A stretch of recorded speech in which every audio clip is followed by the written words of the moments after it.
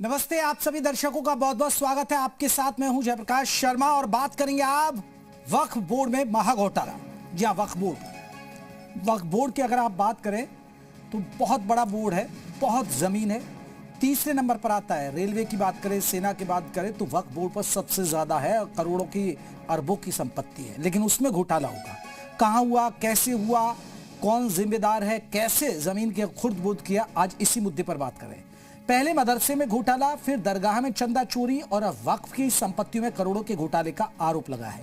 पहले all India Muslim जमात के अध्यक्ष मौलाना शहाबुद्दीन ने बरेली में वक्फ में 320 करोड़ रुपए के घोटाले का आरोप लगाया। तो अब शिया वक्फ बोर्ड के पूर्व चेयरमैन जितेंद्र नारायण सेंगर उर्फ वसीम रिजवी ने 1000 करोड़ रुपए का घोटाले का आरोप लगाया है। जितेंद्र नारायण सेंगर ने सीएम योगी को शपथ पत्र देकर वक्फ बोर्ड में चल रहे लूट का सच सामने लाने के लिए जांच की मांग की है। आरोप गंभीर हैं और बड़े हैं, ऐसे में मामले की जांच होना भी जरूरी है। घोटाले की शिकायत सीएम से की गई, ऐसे में तय है कि जल्द ही घोटाले की जांच भी होगी।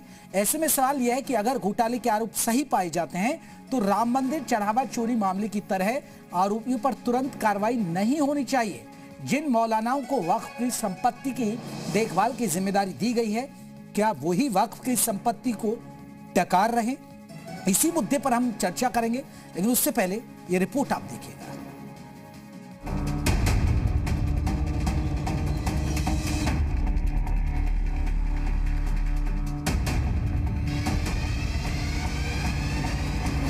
वक्फ बोर्ड में 1000 करोड़ रुपए का घोटाला।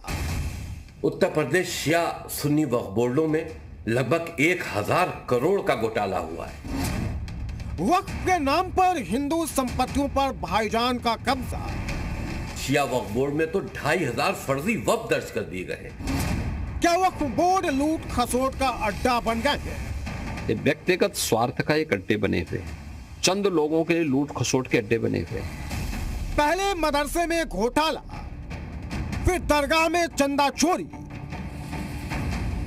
अब वक्फ बोर्ड में सबसे बड़े घोटाले का आरोप लगा है। मौलानाओं पर देखरेख के नाम पर मुस्लिमों को गुमराह कर वक्फ में घोटाले की पोल अब खुलने लगी है। पहले ऑल इंडिया मुस्लिम जमात के अध्यक्ष मौलाना शहाबुद्दीन ने बरेली में वक्फ में 320 करोड़ रुपए के घोटाले का आरोप लगाया। तो अब शिया वक्फ बोर्ड के पूर्व चेयरमैन जितेंद्र नारायण सेंगर उर्फ वसीम रिजवी ने 1000 करोड़ रुपए के घोटाले का आरोप लगाया है। जितेंद्र नारायण सेंगर ने सीएम योगी को शपथ पत्र देकर वक्फ में चल रहे लूट का सच सामने लाने के लिए जांच की मांग की है। पिछले 5 सालों में उत्तर प्रदेश में वक्फ की बहुमूल्य संपत्तियां बेची गई हैं और उसकी बंदरबाट हुई है। एक मुल्ला तो 10 लाख की एक कब्र बेच रहा है लखनऊ में। मुस्लिम मुल्लाओं को खुश करने के लिए नियम विपरीत उत्तर प्रदेश में शिया और सुन्नी वक्फ बोर्ड अलग अलग बहुत सालों से बनते चले आ रहे हैं। सरकारी पैसे का दुरुपयोग होता चला आ रहा है, जबकि एक बोर्ड बनना चाहिए। वर्तमान वक्फ बोर्ड क्या जांच के दायरे में नहीं आते? जितेंद्र नारायण उर्फ वसीम रिजवी ने लखनऊ, मेरठ, प्रयागराज, अलीगढ़ और झांसी समेत कई शहरों में करोड़ों रुपए की वक्फ की संपत्तियों को बेचने का आरोप लगाया है। जिन लोगों पर वक्फ की संपत्ति की देखरेख का जिम्मा था, उन्हीं लोगों ने वक्फ की अरबों रुपए की संपत्ति को कौड़ियों के भाव बेच दिया और पैसा टकार गए। अब मुस्लिम धर्मगुरुओं ने वक्फ संपत्तियों को लूटने वालों के खिलाफ मोर्चा खोल दिया है। योगी आदित्यनाथ से वक्फ बोर्ड, दरगाह, मदरसों को मिलने वाले 1-1 रुपए की जांच की मांग कर रहे हैं। ब्यूरो रिपोर्ट, ज़ी। तो आपको बता दें, अब वक्फ बोर्ड में महाघोटाला 1000 करोड़ का बता रहे हैं कि 1000 करोड़ का घोटाला कर दिया गया। जमीनें खुर्द बुर्द कर दी गई हैं। पहले बरेली में भी सामने आया। आज हम इसी मुद्दे पर बात करेंगे। हमारे साथ कई खास मेहमान रहेंगे, उनसे जानेंगे कि आखिरकार अभी देखिए, धर्म के नाम पर अब तो राम मंदिर की बात तो होगी, चढ़ावा चोरी की भी बात होगी, जब वक्फ की बोर्ड की आप बात करेंगे, यानी धर्म के नाम पर लूट मची हुई है, चाहे वो राम मंदिर हो या वक्फ बोर्ड हो। हमारे साथ कई खास मेहमान जुड़ गए। अपने अपने मेहमानों का परिचय करा दूं। जितेंद्र नारायण सिंह सेंगर, पूर्व अध्यक्ष शिया सेंट्रल वक्फ बोर्ड के, वो हमारे साथ अभी जुड़े नहीं है। जैसे ही जुड़ेंगे तो चर्चा में शामिल करेंगे, क्योंकि उन्होंने ये मुद्दा उठाया। उन्होंने ये कहा कि 1000 करोड़ के इसमें बहुत सारी चीजें खुर्द-बुर्द की गई हैं। मोहम्मद फरहान है, प्रवक्ता हैं कांग्रेस की तरफ से। मोहम्मद फरहान साहब, बहुत बहुत स्वागत है आपका। शमील शमसी हैं, अध्यक्ष वक्फ बचाओ आंदोलन के। हमारे साथ शमसी आजाद है, नेता बीजेपी के, वो भी हमारे साथ जुड़ गए। मौलाना साजिद रशीदी हैं, अध्यक्ष हैं AIIA के, वो भी हमारे साथ जुड़ गए। ऑल इंडिया इमाम एसोसिएशन के अध्यक्ष हैं मौलाना साहब, आपका बहुत बहुत स्वागत है। चलिए, सबसे पहले मैं शमील शमसी आपसे मैं जानना चाहूंगा तब तक, क्योंकि जितेंद्र नारायण सिंह सेंगर ने लगाए आरोप, उनसे तो पूछेंगे कि 1000 करोड़ का घोटाला कैसे हो गया। लेकिन शमील शमसी, आप मानते हैं, क्योंकि आप वक्फ बचाओ आंदोलन से जुड़े हुए हैं, तो आपको लग रहा है कि वक्फ के अंदर वाकई में घोटाले हो रहे हैं, करोड़ों के घोटाले हुए, जो बातें निकलकर सामने आ रही हैं? सर देखिए, ऐसा है कि पिछले कई सालों से हम लोग वक्फ के लिए तमाम तरह की जांचों के लिए कोशिशें करते चले आए हैं। यही वसीम रिजवी जो अब सेंगर बन गए हैं, यही वक्फ बोर्ड के चेयरमैन थे। हम लोगों ने उस वक़्त पे बहुत बड़ा प्रदर्शन किया, बहुत जो है विरोध हुआ, उस पर लाठियाँ खाए, यहाँ तक कि जेल भेजा गया। आज़म खां उस वक़्त पे वक्फ मंत्री थे और ये उनकी आंखों के तारे बने हुए थे। उस वक़्त के ऊपर हम लोगों ने जब मांग की, जांच की, तो यही लोग जो थे उन जांचों को रुकवाने के लिए तमाम तरह की कोशिशें करते रहे और कभी भी इन्होंने जांच में ना सहयोग किया और ना जांच के लिए कभी कोई बात कही। आज जब मुख्यमंत्री उत्तर प्रदेश माननीय योगी जी के नेतृत्व में वक्फ बोर्ड एकदम साफ सुथरी छवि के साथ चल रहा है, तब ये लोग फिर आज़म खां के कहने के ऊपर इस प्रकार के बयान दे रहे हैं जिनका कोई वजूद नहीं है। किसी के मुंह से कह देने से 1000 करोड़ का घोटाला अगर हुआ है योगी जी के शासन में, तो वो साबित करे पहले कि कहाँ पे, किस जगह पे कौन सी ज़मीन बेची गई है, कौन सी जगह पे जो है वो कब्जा किया गया है, कौन सा वक्फ निकल गया है, कौन सी ज़मीन डिलीट हो गई है। ये खुद वसीम रिजवी जिसके ऊपर CBI की जाँच हुई थी, मैं आपको बता दूँ, जिसमें एक इमाम बाड़ा जो इसने बेच डाला था इलाहाबाद का अतीक के हाथ, उसके ऊपर CBI जांच भी हुई और इसने जो है वो अपना धर्म परिवर्तन करके लोगों को बेवकूफ़ बना के उस जांच से ये बचने का पूरा प्रयास किया और उसमें से निकला ये बचा उसके अंदर से। दूसरी चीज़, इसने खुद अफशा अंसारी, जो मुख्तार अंसारी की पत्नी है, लखनऊ में बेशकीमती ज़मीन वक्फ की उसके हाथ एग्रीमेंट करके बेची गई, जिसके ऊपर एक बहुत बड़े मंदिर की ज़मीन को ही बेचा इसी वसीम रिजवी ने। तो ये लोग जो है वो अभी सेंटर की तरफ से भी तो एक वक्फ संशोधन अधिनियम आया, वो इसीलिए तो ला रहे कि भाई वहाँ जमीनों की खुर्द-बुर्द हो रही थी, चीजों को वहां पर गड़बड़ी मिल रही थी, करोड़ों के घोटाला है, इसलिए तो लाने की जरूरत पड़ी ना। से इनकार कर ही नहीं रहा हूं। हाँ। सर वक्फ बोर्डों में पिछले 50-60 सालों से लगातार वक्फ की ज़मीनों की खुर्द-बुर्द हो रही है, जिसमें पिछली सरकारें शामिल रहीं, जिसके अंदर पिछले बड़े बड़े मंत्री, मौलाना और तमाम लोग शामिल रहे, जिसमें लगातार जो है वो वक्फ की लूट खसोट हुई। मगर हम लोगों ने बार बार इनकी जांचों की मांग की, लेकिन किसी सरकार ने इसके ऊपर कान नहीं। चलिए, मैं आ रहा हूं शमील साहब, मैं मौलाना साजिद रशीदी जी इस पर रिएक्शन ले। मौलाना साहब, आपने सुना साजिद रशीदी जी, ये कहा जा रहा है कि वक्फ में 1000 करोड़ का घोटाला हो गया, उधर बरेली का उन्होंने 320 करोड़ का एक बार मुद्दा उठाया, आप मानते हैं? और इसका आरोप मौलानाओं पर ज्यादा लग रहा है कि मौलाना इस जमीनों को खुर्द-बुर्द करते हैं। साजिद रशीदी जी, आप मानते हैं कि वाकई में वक्फ की जमीनों में खुर्द-बुर्द किया जाता है, करोड़ों के घोटाले, या आप इस बात से इत्तेफाक नहीं रखते? जब दिया रंज बुतों ने तो खुदा याद आया।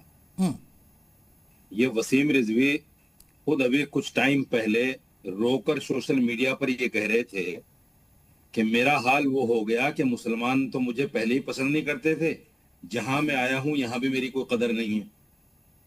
अब इनको वक्फ बोर्ड के घोटाले नजर आ गए।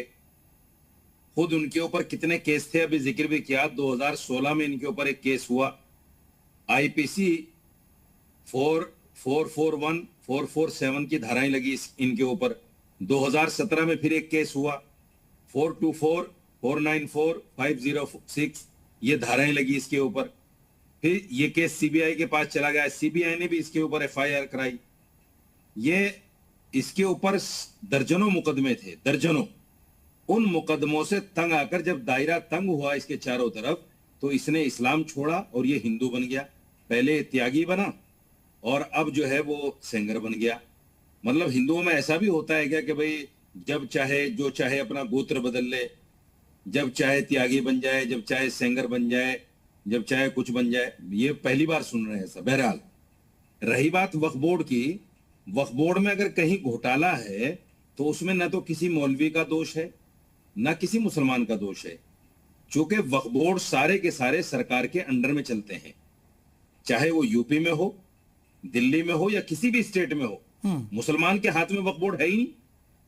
अगर मुसलमान के हाथ में वक्फ बोर्ड होता गुरुद्वारा प्रबंधक कमेटी की तरह, तो आप किसी मौलाना के ऊपर इल्जाम लगा सकते थे, किसी मुसलमान के ऊपर इल्जाम लगा सकते थे। जब मुसलमानों के हाथ में वक्फ बोर्ड है ही नहीं, सरकार के अंडर में चल रहा है, अगर उसमें लूट हो रही है तो लूट कौन कर रहा है? बिल्कुल, एक बार एक रिएक्शन इस पर मौलाना साजिद रशीदी, इस पर एक बार शमील जी का रिएक्शन ले लेता हूं, फिर मैं बाकी मेहमानों का सेकंड और दीजिए, मैं पूरी करूंगा। ठीक है। बात दिल्ली के अंदर जो चेयरमैन बनते थे, यहां मेरे पास 250 बीघे जमीन के कागजात हैं जो सरकारों ने लूटी है जगह। 250 बीघे जमीन दिल्ली में, जो दिल्ली सरकार और केंद्र सरकार की एजेंसियों के पास आज भी है। ना उनका किराया देते हैं, ना उनको वागुजार करते हैं, वक्फ बोर्ड के नाम पर देते हैं। ये लूट तो सरकार मचा रही है। साजिद रशीदी जी, मैं आ रहा हूं। मैं एक बार जितेंद्र नारायण सिंह सेंगर साहब हमारे साथ जुड़ गए, क्योंकि वसीम रिजवी उर्फ जितेंद्र नारायण जी, आपने जो आरोप लगाए हैं, 1000 करोड़ के घोटालों का आरोप लगाए हैं, क्योंकि हमारे साथ देखिए मौलाना साजिद रशीदी बैठे हैं, शमील शमसी अध्यक्ष वक्फ बचाओ आंदोलन के। वो कह रहे हैं कि जितेंद्र नारायण सिंह सेंगर को कहां से लग गया, कहां आरोप लगा रहे हैं, क्या उनके दस्तावेज हैं, क्या तथ्य है, और अगर योगी सरकार में तो ऐसा हो ही नहीं सकता है। उधर ये साजिद रशीदी जी कह रहे हैं कि देखिए, वक्फ की संपत्ति में अगर घोटाला मौलाना मौलवियों ने किया है तो ये जवाबदेही तो सरकार की ही बनती है, क्योंकि ये तो सरकार के अंडर है।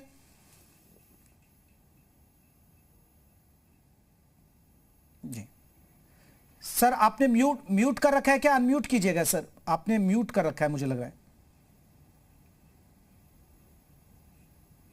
तब तक फेडर चेक कर लीजिए।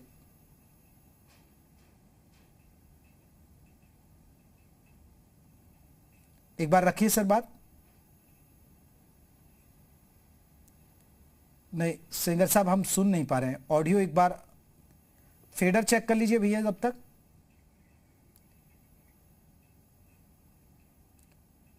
जितेंद्र जी, आपकी आवाज हम तक नहीं पहुंच पा रही। मैं तब तक एक रिएक्शन, शमील शमसी, आपने अभी साजिद रशीदी को सुना। साजिद रशीदी ने कहा ये तो जवाबदेही सरकार की बनती है ना भाई, वक्फ बोर्ड तो सरकार के अंदर काम करता है, मौलाना मौलवियों को हम सवालों के घेरे में क्यों खड़ा करें? जल्दी से एक रिएक्शन दीजिए, फिर मैं बीजेपी का और कांग्रेस का भी रुख करूंगा।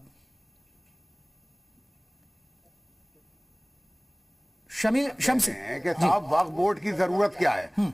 वक्फ बोर्ड की कोई भी जरूरत जो है वो नहीं है। हम लोगों ने लगातार ये मांग रखी है कि जिस प्रकार से सिखों को अपने धार्मिक संपत्ति के रखरखाव का अधिकार है, हिंदुओं को अधिकार है, क्रिश्चियनों को अधिकार है, उसी तरह से मुसलमानों को लिए भी होना चाहिए।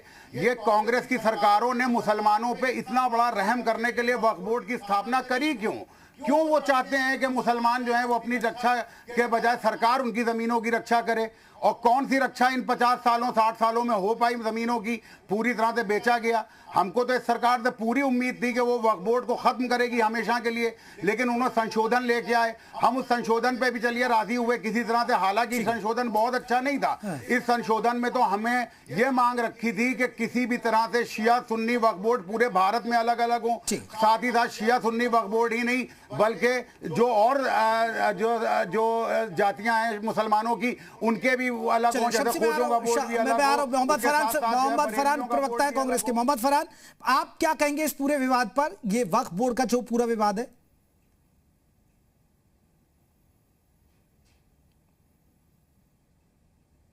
अगर सरकार में ये शिकायतें आ रही हैं कि वक्फ बोर्ड में जमीन के घोटाले हुए हैं, या पैसों को लेकर लेन देन का हेर फेर है, या फर्जी तरीके से फर्जी दस्तावेज बना करके जमीनों को बेचा या खरीदा गया है, या व्यक्तिगत लाभ इससे लिया गया है वक्फ की संपत्ति से, तो सरकार स्वतंत्र है। सरकार तुरंत उन एप्लीकेशन पर, उन शिकायत पर FIR दर्ज करे, और जो भी लोग आ रहे हैं उनकी मतलब कि बिना कुछ जांच पड़ताल के तुरंत FIR करे। FIR करने के बाद एक SIT की टीम गठित कर दे, और SIT की टीम, दूध का दूध पानी का पानी हो जाएगा। चार्जशीट आएगी, चार्जशीट को समझ में आ जाएगा कि ये प्रोपेगेंडा है कि ओरिजिनल इसमें तथ्य है भी कि घोटाले हुए हैं कि नहीं हुए हैं।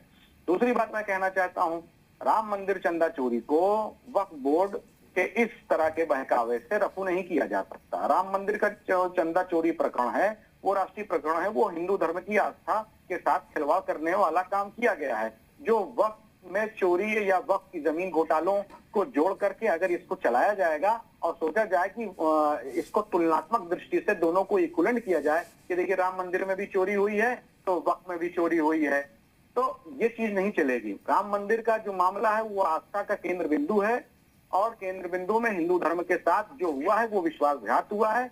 विश्वासघात करने वालों के खिलाफ अभी कोई कार्रवाई नहीं हुई है, सिर्फ लीपा शमशी आजाद का एक रिएक्शन में बीजेपी की तरफ से। शमशी आजाद, अब इन आरोपों को आप कैसे देखते हैं? अगर वक्फ में घोटाला हो रहा है तो जवाबदेही तो ये भी तो सरकार की बनती है भाई। अब ना तो अखिलेश चला रहे सरकार, जवाबदेही बनती है तो सरकार इनके खिलाफ बिल्कुल मैं वही जवाब ले रहा हूँ, वही मोहम्मद फरहान साहब यही जवाब ले रहा हूँ मैं बीजेपी से। बिल्कुल शमशी आजाद। देखिए घोटाला हो रहा है, बहुत उच्च स्तरीय पैमाने पर हुआ है और उसमें जो है वसीम रिजवी साहब ने, त्यागी जी ने 1000 करोड़ बताया, कम बताया। सबसे पहले तो अगर इनके पास 1000 का लेखा जोखा है तो इनको पेश करना चाहिए, बगैर लेखे जोखे के, बगैर किसी बात के, बगैर किसी उसके जो है क्या कहते हैं कि आरोप लगाना। हमारे ख्याल से शपथ पत्र अगर इन्होंने दिया तो हमें लग रहा है कि इनके खिलाफ ही कहीं ना कहीं मुकदमा इनके ऊपर दर्ज हो सकता है, जिस तरीके से इन्होंने एक उत्तर प्रदेश का माहौल खराब करने की बात की है। घोटाले हुए हैं और 1000 करोड़ के नहीं 5000 करोड़ के हुए, लेकिन 2012 से 2017 के बीच में हुए, जब समाजवादी पार्टी की सरकार थी, पीछे बसपा की सरकार थी, तब घोटाले हुआ करते थे। आज जो है उत्तर प्रदेश में योगी आदित्यनाथ की सरकार है, जिस तरीके से ट्रांसपेरेंसी से, जिस तरीके से पारदर्शिता के साथ अभी जो है वक्फ अमेंडमेंट बिल लेकर आई थी सरकार, और जिस तरीके से उन्होंने सभी बुद्धिजीवियों से बात की, जनता से बात की, जो पढ़े लिखे समाज के लोग थे उनसे बात की, उसके बाद सर्वे करने के बाद जिस तरीके से उन्होंने वक्फ अमेंडमेंट बिल लाकर पेश किया, जिसकी सभी लोगों ने सराहना की, तो कहीं से भी जो है किसी ने जो है आज तक वाद विवाद नहीं पैदा किया और किसी ने ये नहीं कहा कि यहाँ वक्फ में भ्रष्टाचार चल रहा है। लेकिन इस तरीके की बात उठाकर लाना, इसमें सिर्फ ये है कि अपने तरफ अटेंशन लाना, अपने ऊपर अटेंशन लाना और ये कहना कि भाई सुन्नी शिया वक्फ बोर्ड को एक कर दिया जाए। क्यों कर दिया जाए भाई? ये दोनों की अलग बॉडी बनाई गई, दोनों अलग समाज से आते, जिस तरीके सिख समाज के, जैन समाज के, हिंदू समाज के, सारे समाज के लोग अपने अपने धार्मिक प्रॉपर्टी की हिफाजत करते हैं, उसी तरीके से। तो शमशी आजाद ये बातें अब क्यों उठ रही हैं? फिर यह बातें क्यों उठाई जा रही हैं? देखिए ये बातें मैं वही तो कह रहा हूँ कि उनके पास एकदम से कैसे आज की डेट में कैसे 1000 करोड़ का उनके पास, उनको भी लाइए जो जवाब दे रहे हैं कि 1000 करोड़ का मामला कैसे, किस तरीके से इनके पास आ गया भाई? शपथ पत्र में इन्होंने दिया तो कम से कम इनको उससे दस्तावेज पेश करने चाहिए थे। और अब इनको मतलब क्या रह गया कि शिया लूटे सुन्नी लूटे, इनको मतलब क्या रह गया? इनका समाज अलग का समाज जो गया, ये अपना कहीं और जाके खाए कमाए। लेकिन इस तरीके से उत्तर प्रदेश में जो हम लोग शिया समाज के लोग आज कहीं ना कहीं अकलियत के लोग जो है भाजपा पे अपना विश्वास जता रहे हैं, तो इनको ये लग रहा है कि इस तरीके से यहाँ पर डिस्ट्रैक्शन पैदा करके इसको सिर्फ जो है समाजवादी पार्टी, क्योंकि अभी पता चला है कि भाई शिवपाल यादव जी जो आजम खान से मिलने गए, तो हमें लग रहा है कि ये लोग की चटिया बटिया है और इस तरीके से यहाँ पर माहौल खराब। कोई कुछ कहना चाह रहा, मुझे तो दिखाइए ना स्क्रीन पे कौन कहना चाह रहा है, ये बातें तय करें जी। मैं तो हम जो है रखिए बात। और योगी सरकार से मैं एक बात कहना चाहता हूँ। देखिए अभी शमशी जी एक बात कह रहे थे कि पूरा शिया समाज का विश्वास भारतीय जनता पार्टी पे है। ये बात भाई फरहान साहब को लाइए ना स्क्रीन पर जो बोल रहे हैं।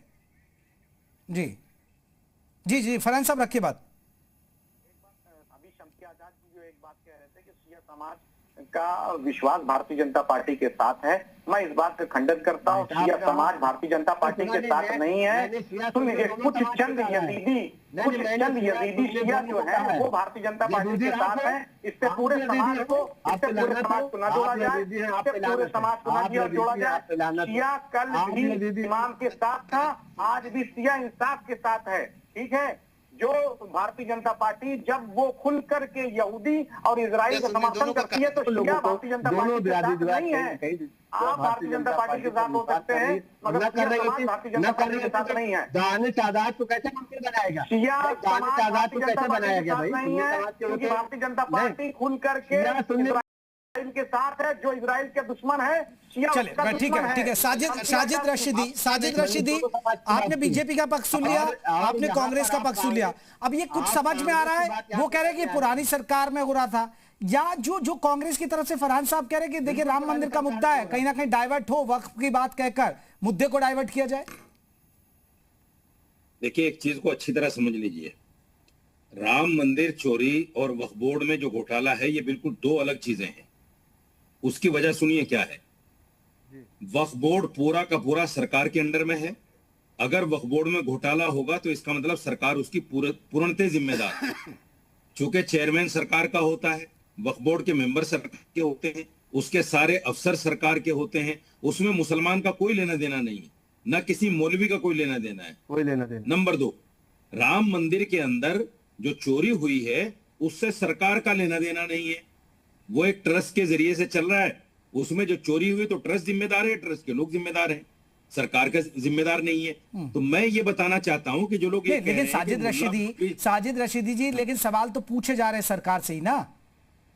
नहीं पूछे कहां जा रहे हैं भाई, आपने तो जो इंट्रो चलाया है और वसीम रिजवी का बयान चलाया वो तो सीधा मौलवियों पर इल्जाम लगा रहा है कि मौलवी मुल्ला चोरी कर रहे हैं। हाँ, तो हम उसी आधार पर बात कर रहे हैं। लेकिन डिबेट से भाग कहाँ गया भैया, उसको तो बुलाइए, उसी की वजह से तो हम आए बात करने। मेरे सामने भाग कहाँ गया भैया वो, डिबेट से कैसे भाग गया? वो मेरे सामने बैठेगा नहीं, उसने शक्ल देख ली होगी मेरी, नहीं बैठेगा। नहीं, उनकी ऑडियो तकनीकी भाई उनको जुड़वाइए ना, जितेंद्र नारायण सिंह सेंगर को जुड़वाइए, कोशिश करिए कि कम से कम उनका पक्ष तो जाने। हाँ, इसमें कोई दो राय वो मेरा नाम सुन के बैठेगा ही नहीं किसी हालत में। चल, अरे नहीं शमील साहब वो ऑडियो नहीं आ रही थी, ऑडियो में तकनीकी खराबी थी। अच्छा, मैं अपनी बात पूरी करूं। जल्दी साजिद रशीद की बात करिएगा भाई, वो उसको मैंने आपके कॉरेस्पॉन्डेंट को पहले कहा था कि मेरा नाम सुनने के बाद वो डिबेट में नहीं बैठेगा। ठीक है, साजिद रशीद साजिद जी की बात पूरी हो जाए फिर मैं आ रहा हूँ आपके पास। ठीक है, शम्सी आजाद साहब जो नेता बीजेपी के हैं, मैं इनके माध्यम से सरकार से एक बात कहना चाहता हूँ। अगर आप गरीब मुसलमान को उसका हक देना चाहते हैं तो वक्फ बोर्ड को, जैसे सिखों के पास उनका गुरुद्वारा प्रबंधक कमेटी है, ऐसी ही एक कमेटी बनाकर ये पूरा वक्फ बोर्ड मुसलमानों के हाथों में दिया जाए, तब गरीब मुसलमान का भला हो सकता है। आप नियंत्रण रखेंगे अपना, यानी सरकार के पास रहेगी प्रॉपर्टी और कहेंगे गरीब मुसलमान के पास नहीं जा रहा है, तो कैसे जाएगा भाई गरीब मुसलमान के पास? नहीं, लेकिन साजिद रशीदी, अब ये तो देखिए, अभी इस बात का तो जिक्र खुद शबील साहब कह रहे हैं। अब वक्फ बोर्ड तो ये मोहम्मद फरहान साहब की पार्टी ने बनाया था, अब वक्फ बोर्ड तो ये बीजेपी तो नहीं लाई, अब वही सदियों से परंपरा चल रही है। अगर ये वक्फ बोर्ड को खत्म करेंगे, नहीं साजिद रशीदी, अगर ये वक्फ बोर्ड को खत्म करेंगे तो फिर ये कह देंगे भाई आप इस पर कब्जा करना चाहते हैं। कांग्रेस ने की है। मैं तो ये कहता हुआ आया हूँ कि कांग्रेस और समाजवादी ने मुसलमानों को बेवकूफ बनाया, पंगु बनाया, उनको कुछ नहीं दिया, सारा कुछ उनसे अपने हाथ में। मोहम्मद फरहान साहब जल्दी से बात करिएगा, मैं फिर शबील जी का रुख करूंगा। मोहम्मद फरहान, देखिए अभी मैं लोगों को सुन रहा था, वो कह रहे थे कि वक्फ बोर्ड जो लाई वो कांग्रेस लाई है। जिस टीवी पर बैठकर लोग बहस कर रहे हैं, डिबेट कर रहे हैं, वो भी कांग्रेस लाई है, मगर सच बोलने के लिए लाई थी, झूठ फैलाने के लिए थोड़ी नहीं लाई थी कांग्रेस। ये आईटी के सेक्टर में ये जो लूट कांग्रेस ने नहीं की। अहमद पटेल ने करोड़ों की संपत्ति दिल्ली में नहीं लूटी। आपके लोगों के नाम बताऊं, आपके लोगों के पूरे हिंदुस्तान के नाम बताऊं जिन्होंने लूट किया है कांग्रेस के नेताओं ने। करने के लिए, सच बोलने के लिए, जनता को सच दिखाने के लिए लाई थी, मगर अब क्या करे कांग्रेस में इसका क्या सोचता है? अगर लोग चालू हमारे कांग्रेस कुछ नहीं कर फरकान साहब जैसे दलाल आ गए इसके अंदर, कांग्रेस पार्टी और जो बदनाम हो गई। फरहान साहब झूठ मत फैलाइए, हम कांग्रेस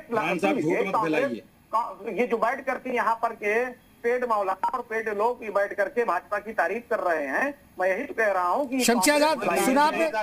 शम्सी आजाद, ये तो आपके माँ बाप की परवरिश है कि कैसा, जैसी ये कांग्रेस पार्टी के आपके माँ बाप की परवरिश मुझे बुरा नहीं लगा। सुनिए, मैं जवाब देता हूँ। ठीक है, साजिद रशीद जल्दी से दीजिएगा। हाँ, जैसी जिसकी परवरिश होती है वैसी वो दूसरे के लिए बात करता है। मैं सिर्फ इतना कहना चाहता हूँ, मैं इतना कहना चाहता हूँ कि कांग्रेस ने मुसलमानों को जितना ठगा है अपना बनाकर, इतना तो हमें बीजेपी ने नहीं ठगा। डिबेट में जितनी बार वो मार खाए हैं, जितनी बार वो बेइज्जत हुए हो, शायद ही कोई बेइज्जत हुआ होगा। उसके बाद भी अरे चुप हो जा भाई, मुझे नहीं पता चुप हो जा, इनको कितना मिलता है, कितना अरे चुप हो जा मेरे भाई, अरे चुप हो जा मेरे भाई, तेरी परवरिश कैसी है पता चल गया। क्यों अपने माँ बाप को गालियां दिलवा रहा है?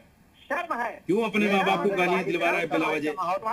चुप हो जा, कौड़ी के लोगों को चैनल पर बैठा कर चमकाने के लिए बैठा। अरे चुप हो जा भाई, क्यों अपने माँ बाप को गालियां दिलवा रहा है? क्यों उनकी परवरिश पे सवाल उठा रहा है? इनकी हैसियत। फरहान साहब एक बार बात सुन ले, साजिद जी की बात सुन ले जल्दी से। फरहान साहब एक बार बात सुन ले, फिर मैं बैठा हूँ, मैंने किसी को व्यक्तिगत नहीं टोका, ना व्यक्तिगत में जाना चाहता।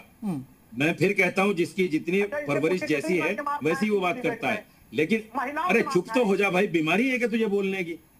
तुझे बीमारी है बोलने की? बहुत बड़ा प्रवक्ता बना हुआ है, पागल आदमी बीच में बोले जा रहा है, बीच में बोले जा रहा है। सुन लूंगा, महिलाओं कितनी बार मार खाएंगे, पहले बदतमीज बोलिए, तब बता कितनी बार। चल अभी हम माँ बाप व्यक्तिगत ने अभी यही मुद्दे पे सिखाया। बात करें ना फरहान साहब अभी अभी आपने यही सिखाया है तुम्हें हम कह रहे हैं महिलाओं कि कितनी बड़ों बार छोटों मार से खाएंगे, ऐसे बात करो। और मार खाने के अरे बाद- बदतमीज इंसान माँ बाप को खत्म करो यार, मुद्दे पे बात करो भाई। छोड़ो नहीं ये नहीं फरहान कार्यक्रम है, साहब अभी उसमें भी व्यक्तिगत बात नहीं मुद्दे निकल पर बात पाएगी। करें। साजिद रशीदी जी की अभी बात पूरी हो जाए, ठीक है। तिलाबाजी की बातें कर रहा है। अरे उनकी अरे तरह डिबेट में देखिए, बैठे हो, कुछ तरह की फरहान बात साहब कर ले। तकरार तो होती है, मेरी भी हो जाती है उनसे कई बार, ऐसा नहीं है, ये हो जाती है डिबेट में, लेकिन अभी मुद्दे पे बात करें ना। ठीक है। व्यक्तिगत क्यों बात कर रही हैं? व्यक्तिगत बात करने के लिए थोड़ी बैठे हैं हम। सुनिए, ये महिलाओं से तेरे बारे में सारा जानता हूं मैं, कौन है, कहां से पैदा हुआ है, उसके बाद फिर कांग्रेस परवरिश को कहाँ हुई, करते हैं। सारा जानता हूं तेरे बारे में, नहीं बोलना चाहता। इंसेंटिव मिलता है, चलिए बोल लेने दीजिए, नहीं तो ये कहेंगे कि हमें आज इनका पैसा कट जाएगा, बोल लेने दीजिए। ठीक है, चलिए ठीक है। अब फरहान साहब चुप हो जाए ना, आप चुप हो जाएं, थोड़ा सा मौका दे, फिर मुझे बहुत देर से शमीर साहब चुप भी ही मेरा नहीं हो इंतजार सकता, कर। इसके माँ बाप ने सिखाया नहीं इसको ऐसा कि ये चुप हो जाए, हो ही नहीं सकता। मुझे भाई। पता है इसकी असलियत जानता हूँ ना। अब सुनिए, अब सुनिए, किसी के पेड़ पे लात नहीं मारूंगा, देखिए। इसको 5 की बजाय 2.5 मिलेगा। बोल लीजिए तुरंत बोलिए। अबे बेवकूफ आदमी, क्या बेवकूफ आदमी, जाहिल आदमी, किसको बिठा दिया भाई साहब, किसको बिठा दिया आपने? अरे फरहान साहब अब देखिए, अब बात ही नहीं हो पा रही ना फरहान साहब। आप तो देखिए, आप ऑफिशियली प्रवक्ता हैं फरहान साहब कांग्रेस के। मुद्दे पे बात ही नहीं हो पाएगी, ये तू जल्दी जल्दी होती रहेगी भाई। नूरा कुश्ती के लिए थोड़ी बैठे हैं आप। बदतमीजी है इस आदमी की। अरे तर्क के साथ बात कर ले भाई, अगर कुछ तो कांग्रेस के लिए अच्छा रख सकता है तो रख ले बात, नहीं रख सकता है तो जाता है ये भाई। तर्क नहीं है। चले शमीर शमसी, ठीक है, नहीं रुक जाए, अभी फरहान साहब रुकिए, साजिद रचे। शमीर शमसी हमने कोशिश की, वो नहीं जुड़ पाए, लेकिन एक शमीर शमसी, एक बड़ा सवाल है। अभी ये आप मानते हैं कि सरकार का अगर जो भी चीज हुईगी वो सरकार की ही देखरेख में, अगर घोटाला होता तो उसकी जवाबदेही सरकार की हुई ना, फिर अगर अब घोटाला हो रहा है तो? सर देखिए, मेरी बात समझिए, मैं जो ये बता रहा हूँ कि ये वसीम रिजवी जो है, जो अभी मौजूदा स्थिति में त्यागी अपने को कहने लगा, हाँ, फिर वो सेंगर कभी कहने लगा, ये आदमी आजम खां का पक्का आदमी है और इस वक्त आजम खां जेल से बैठ के रिमोट कंट्रोल से इसको चला रहे हैं। इसने जो ये मुद्दा बनाया है वो आजम खां को खुश करने के लिए। देखिए, अभी इसने एक काम किया जो आजम खां की दिली ख्वाहिश थी कि शिया सुन्नी वक्फ बोर्ड दोनों एक हो जाएं। उसके लिए इसने जितेंद्र सिंह सेंगर के नाम से रिट नहीं की, वसीम रिजवी के नाम से कोर्ट में रिट की और उस रिट में इसने कहा शिया सुन्नी वक्फ बोर्ड दोनों एक कर दिए जाएं। ये वो चीजें हैं कि जो आजम खां रिमोट से चला रहे हैं। अभी अगर ये सामने बैठा होता, ये हमको देख के इसलिए भागा, मैंने आपके कॉरेस्पॉन्डेंट से पहले ही कह दिया था ये मेरे सामने नहीं बैठेगा। मैं इससे सिर्फ ये पूछता कि तुमने जो 1 रुपए बीघा के हिसाब से 1 लाख बीघा जमीन आजम खां को दी है शिया वक्फ बोर्ड की, वो जमीन तुमने किस हैसियत से दी थी? तुमने जो 40 बीघा जमीन मुख्तार अंसारी से लखनऊ में एग्रीमेंट किया था वो किस हैसियत से किया था? तुमने जो अतीक के साथ वहां पर बिल्डिंग बना रहे थे सिविल लाइंस इलाहाबाद प्रयागराज में, वो किस हैसियत से बना रहे थे? मैं ये शमसी, अब मुझे आप बताइए, नहीं अभी आप इत्तेफाक रखते हैं ये घोटाले के आरोपों से? क्योंकि आपने जिक्र किया था कि हाँ घोटाले तो हो रहे हैं, आपने मौलाना मौलवियों पर आरोप लगाया। मैं आपसे एक बात कह रहा हूं, जैसे मैंने तमाम सबूत रखे थे घोटालों के। मैंने इनामुल कुरैशी का वक्त जो था, जो आजम खां के हाथ इसने बेचा था, मैंने उसका सबूत रखा था ना। 1000 करोड़ के घोटाले में तुम एक कोई जमीन, कोई दुकान, कोई मकान, कोई मस्जिद, कोई इमामबाड़ा दिखाओगे तो जिसको बेचा गया हो, हम तब तो तुम्हारा साथ दें। अरे तुम सबूत लाओ, तुमसे पहले तुम्हारे साथ हम खड़े होंगे। साजिद रशीदी, मगर तुमको मामला सिर्फ इतना है कि आजम खां के इशारे के ऊपर छोटा सा रिएक्शन। देखिए, ये तो मानना पड़ेगा ना साजिद रशीदी जी कि करोड़ों की जमीन की हेरफेर होती है, चाहे वो सरकार की सरपरस्ती में या समाजवादी पार्टी के राज में हुई हो। अब जिसका तो देखिए खुद शमीर शमसी कह रहे हैं मेरे पास वो सबूत थे, मैंने दिखाया था।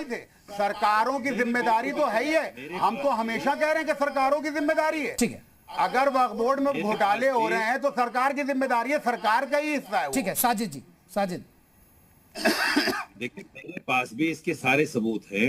दिल्ली के अंदर मैंने बताया कि 250 बीघे जमीन, सारे कागजात रखे हैं मेरे पास। तो ये सच है कि सरकारें ये खुर्द बुर्द कर रही हैं, मुसलमानों का इससे कोई लेना देना नहीं है। और ये जो भारतीय जनता पार्टी ने एक बताया था ना अधिनियम लाने के टाइम में कि गरीब मुसलमानों को उसका फायदा नहीं हो रहा है, गरीब मुसलमानों को उसका फायदा नहीं हो रहा। अरे भाई, 12 साल से आपकी सरकार है, आपने क्या फायदा वक्फ जमीनों से मुसलमानों को दिया, ये भी तो बताना चाहिए, ये भी सामने आना चाहिए कि क्या फायदा करा दिया है और कितना फायदा करा दिया है। शमसी आजाद, जल्दी से 30 सेकंड में बताइएगा। पेंशन नहीं मिल रही है गरीबों को, स्कॉलरशिप नहीं मिल रही है, मैं शिया वक्फ बोर्ड की तरफ से बताऊं। रशीदी साहब, शर्मा जी जल्दी से 30 सेकंड में। मैं मैं बता रहा हूँ कि शिया वक्फ बोर्ड की तरफ से आज कम से कम 3 स्कूल चलाए जा रहे हैं, हॉस्पिटल चलाए जा रहे हैं, कहीं न कहीं बेवाओ यतीमों की मदद बाकायदा जुमे के दिन उनसे जो फार्म दिए जाते हैं उसके बाद उनकी यहाँ कमेटी बनी हुई, जांच करके उनकी मदद करने का काम शिया वक्फ बोर्ड कर रहा है। अब सुन्नी वक्फ बोर्ड कर रहा है कि नहीं कर रहा ये नहीं कहा जाता, क्योंकि चलिए, मेरे पास इतना वक्त था, लेकिन जितेंद्र नारायण सिंह सेंगर नहीं जुड़े, जो कह भी रहे थे कि वो मेरे नाम पर नहीं आएंगे, जैसे शमील साहब ने कहा, तो इसी पर हम बात कर रहे थे। लेकिन जिम्मेदारी तो भाई सरकार की है। अगर घोटाला हो भी रहा है, अब हो रहा है या पहले हुआ, तो सरकार ही के अधीन ये वक्फ बोर्ड होता है। नमस्ते।